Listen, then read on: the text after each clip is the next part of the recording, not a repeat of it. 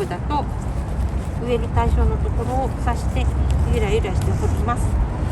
で、このね中の下の土をほぐしながらかき混ぜてね、柔らかく周りの土を柔らかくして掘ることができます。でポッと開けて、今結構根が回ってますね。根鉢をちょっと柔らかのほぐしますね。これフォークだとこうやって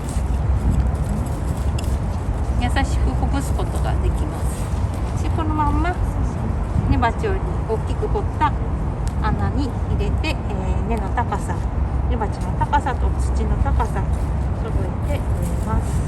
周りの土を穴のところに入れて周りを結構押さえて、ここね塊こう叩いて、ここまでは移植ゴテと一緒だけど、もっとほぐすことができるって、ね、でここに例えば肥料パラパラっと入れて、こういうの混ぜるのね、腐葉土とか肥料を混ぜるのはすごく混ぜやすい。はい、たくさんあちこちにきれいに混ざりました。使いながらここに揚げる作業も同時にやります。はい。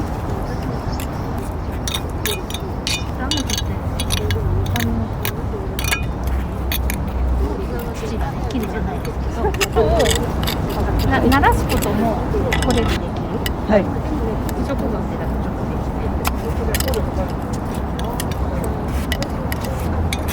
と、ここがね、きれいにここが美しくなるので、土が雨でこう流れてきにくい。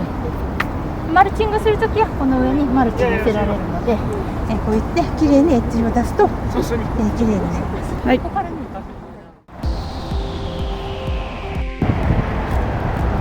ちっちゃいのはね、スライドスコップで取り上げられますね。はい。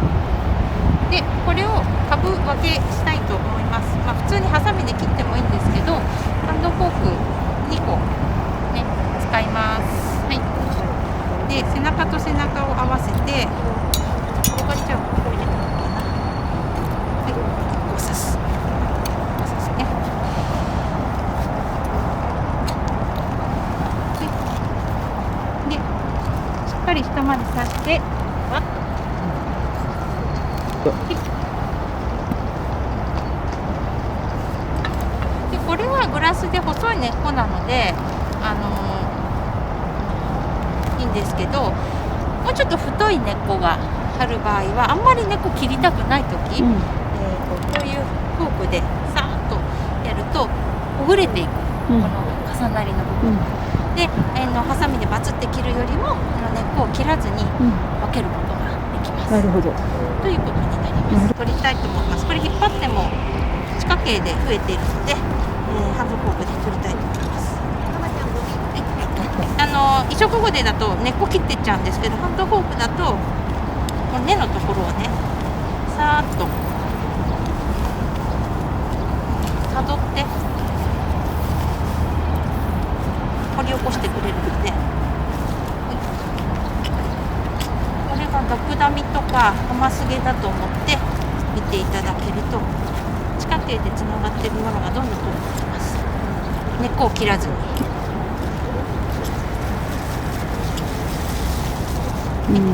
ほら、なるほど。植栽地のお手入れした後に踏んだ場所っていうのは足跡が残ります。